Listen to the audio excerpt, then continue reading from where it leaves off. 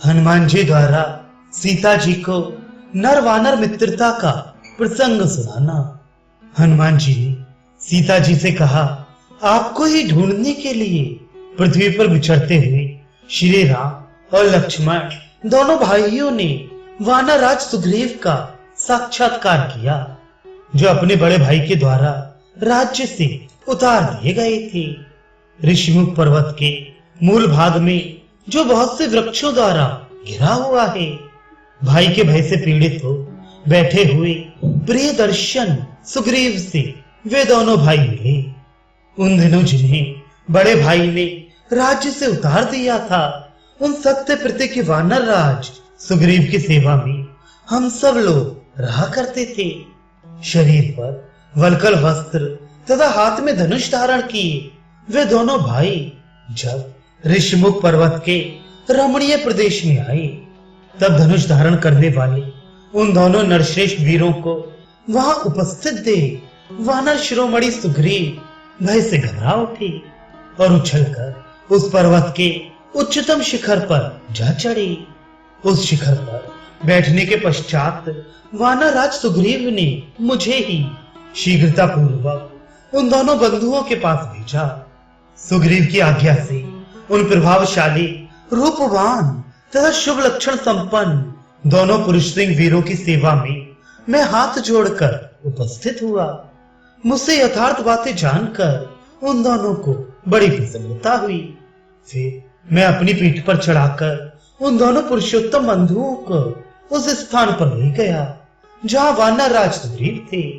वहां महात्मा सुग्रीव को मैंने इन दोनों बंधुओं का यथार्थ परिचय दिया। तत्पश्चात श्री राम और सुग्रीव ने परस्पर बातें की। इससे उन दोनों में बड़ा प्रेम हो गया। वहां उन दोनों यशस्वी वानरेश्वर और नरेश्वरों ने अपने ऊपर बीती हुई पहले की घटनाएं सुनाई तथा दोनों ने दोनों को आश्वासन दिया। उस समय लक्ष्मण के बड़े भाई श्री रघुनाथ जी ने स्त्री के लिए अपने महातेजस्वी भाई वाली द्वारा घर से निकाले हुए सुग्रीव को सांत्वना दी। तत्पश्चात अनायास ही महान कर्म करने वाले महाराज श्री राम को आपके वियोग से जो शोक हो रहा था, उसे लक्ष्मण ने वानर राज सुग्रीव को सुनाया। लक्ष्मण जी की कही हुई वह बात सुनकर वानर राज सुग्रीव उस समय ग्रहग्रस्त सूर्य के समान अत्यंत कांतिहीन हो गए। तदनंतर वानर युद्धपति ने आपके शरीर पर शोभा पाने वाले उन सब आभूषणों को ले आकर बड़ी प्रसन्नता के साथ श्री रामचंद्र जी को दिखाया, जिन्हें आपने उस समय पृथ्वी पर गिराया था, जबकि राक्षस आपको हर कर लिए जा रहा था। वानरों ने आभूषण तो दिखाए, किंतु उन्हें आपका पता कुछ भी मालूम ना था। आपके द्वारा गिराए जाने पर वे सब आभूषण झन झन की आवाज के साथ जमीन पर गिरे और बिखर गए थे।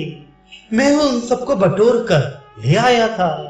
उस दिन जब वे गहने श्री रामचंद्र जी को दिए गए, उस समय वे उन्हें अपनी गोद में लेकर अचेत से हो गए थे।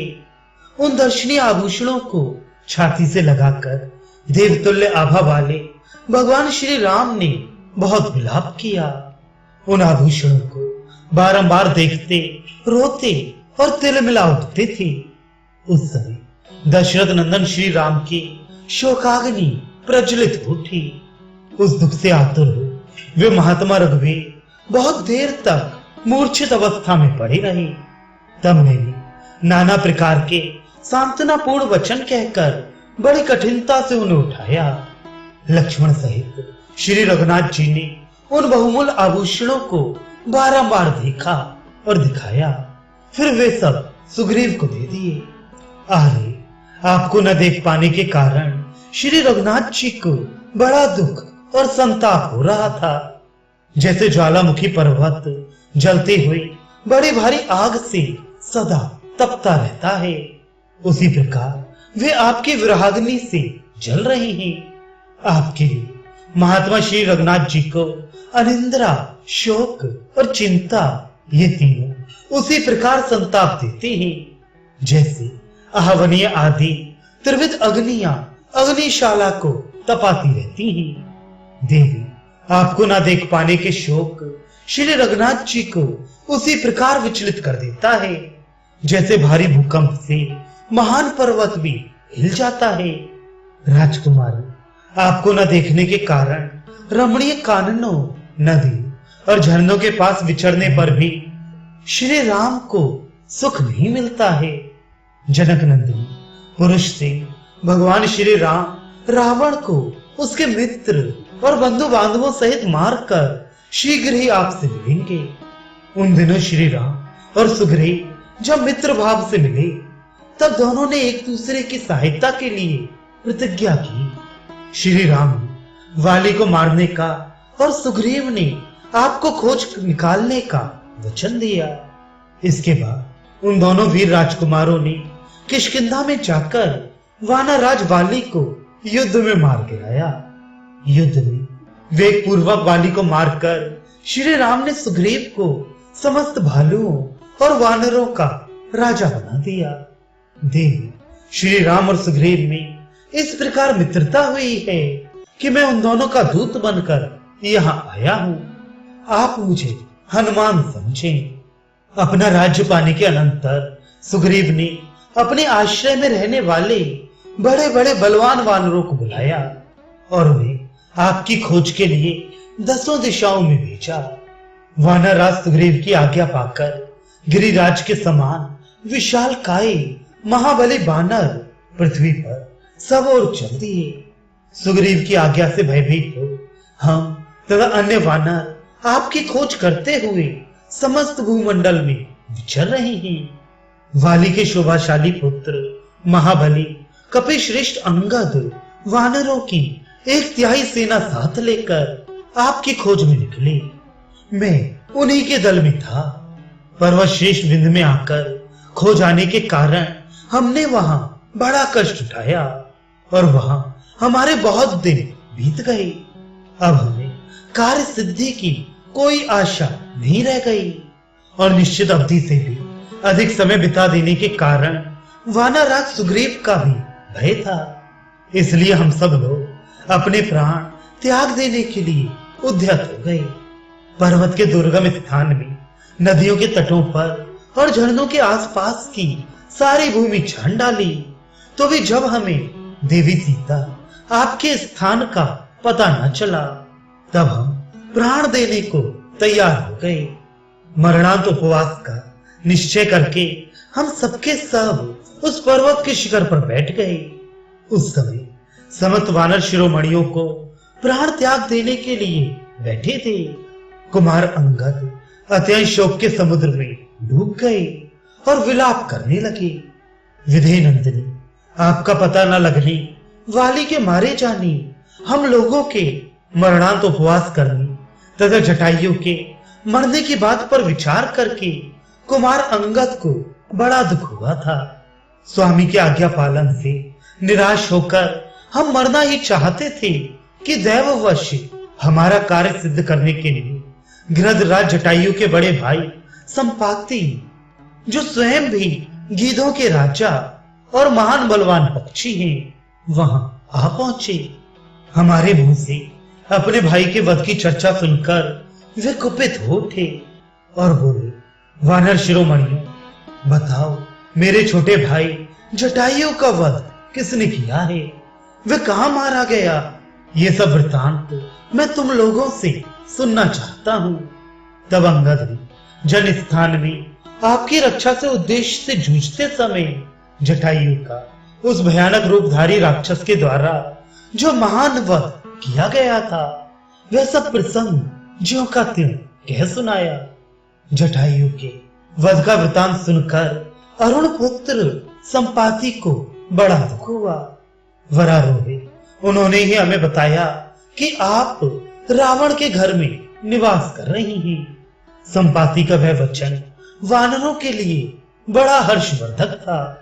उसे सुनकर उन्हीं के भेजने से अंगद आदि हम सभी वानर आपके दर्शन की आशा से उत्साहित हो विंध्य पर्वत से उठकर समुद्र के उत्तम तट पर आए। इस प्रकार अंगद आदि सभी हृष्ट पुष्ट वानर समुद्र के किनारे आ पहुंचे। आपके दर्शन के लिए उत्सुक होने पर भी सामने अपार समुद्र को देखकर सब वानर फिर भयानक चिंता में पड़ गए। समुद्र को देखकर वानर सेना कष्ट में पड़ गई है।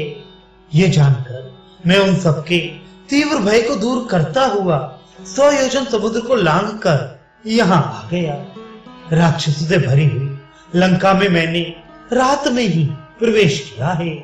यहाँ आकर रावण को देखा है और शोक से पीड़ित हुई आपका भी दर्शन किया है। सती शिरोमणि, ये सारा वृतांत मैंने ठीक ठीक आपके सामने रखा है। देवी, मैं दशरथ नंदन श्री राम का दूत हूँ, अतः आप मुझसे बात कीजिए।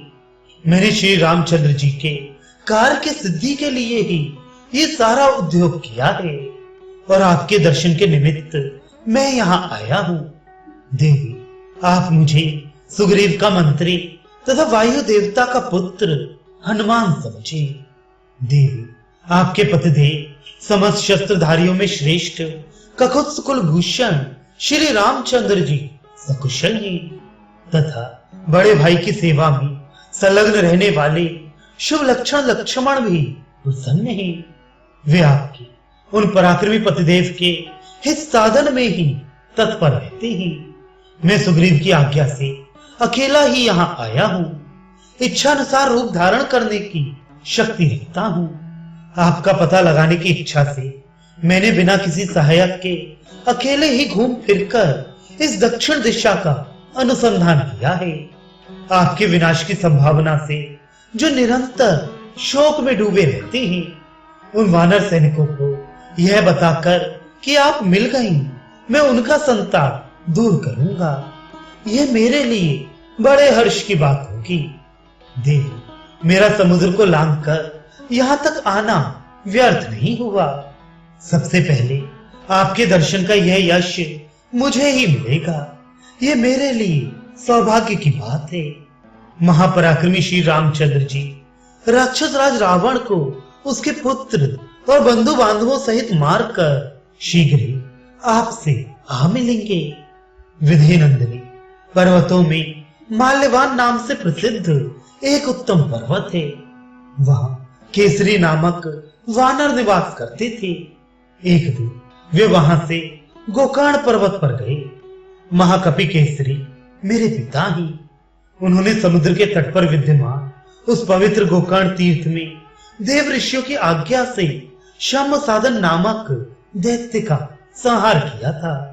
मिथिलेश कुमारी, उन्हीं कपिराज केसरी की स्त्री के गर्भ से वायु देवता के द्वारा मेरा जन्म हुआ है। मैं लोक में अपने ही कर्म द्वारा हनुमान नाम से विख्यात हूँ। विधि नंदिनी, आपको विश्वास दिलाने के लिए मैंने आपके स्वामी के गुणों का वर्णन किया है। देवी, श्री रघुनाथ जी शीघ्र ही आपको यहाँ से ले चलेंगे, ये निश्चित बात है।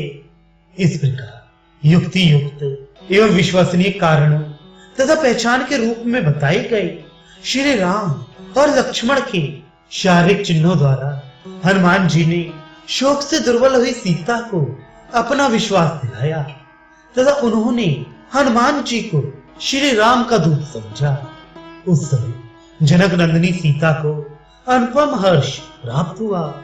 उस महान हर्ष के कारण वे कुटिल बरौनियों वाले दोनों नेत्रों से आनंद के आंसू बहाने लगे। उस अवसर पर विशाल लोचना सीता का मनोहर मुख, जो लाल सफेद और बड़े बड़े नेत्रों से युक्त था, राहु के ग्रहण से मुक्त हुए चंद्रमा के समान शोभा पा रहा था। अब वे हनुमान को वास्तविक वानर मानने लगी। इसके विपरीत माया में रूपधारी राक्षस नहीं। तदनंतर हनुमान जी ने प्रियदर्शना सीता से फिर कहा, मिथिलेश कुमारी, इस प्रकार आपने जो कुछ पूछा था वैसा मैंने बता दिया। अब आप धैर्य धारण करें। बताइए, मैं आपकी कैसी और क्या सेवा करूं? इस समय आपकी रुचि क्या है? आज्ञा हो तो अब मैं लौट जाऊं। महर्षियों की प्रेरणा से कपिवर केसरी द्वारा युद्ध में शम साधन नामक असुर के मारे जाने पर मैंने पवन देवता के द्वारा जन्म ग्रहण किया, अतः मैथिली मैं उन वायु देवता के समान ही प्रभावशाली वानर हूं।